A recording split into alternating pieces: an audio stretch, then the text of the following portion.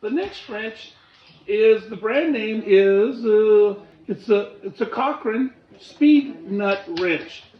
Now, this design was patented about 1920, but it's a Speednut. So if you see on here, the closing is just by twisting the handle.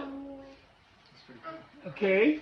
So if you had a nut, this would fit any nut from small up to pretty good size, up to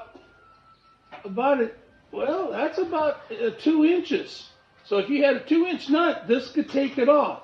And so what you do is you put it over the nut, pull the handle down until you get the right size of my finger, and by pushing it harder, locks the jaws on the nut.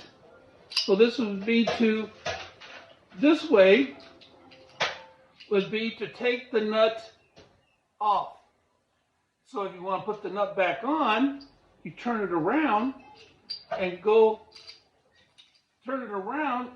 up with it, and by the force of the pressure you're putting on, tightens the jaws over any size nut in that range. Kind of a cool idea. This was popular around turn of the century to about 1920s. Here is another unusual wrench. And this one is just a patent applied for. Okay?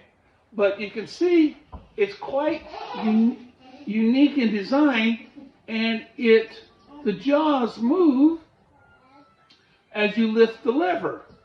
But this kind of simplicity and technology we don't have today.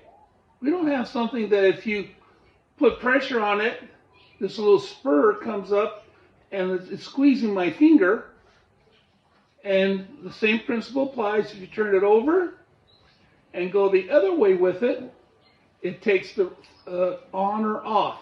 But the spur makes it a real smooth action. Look how little bit of action that does to respond. And it's just a cool wrench.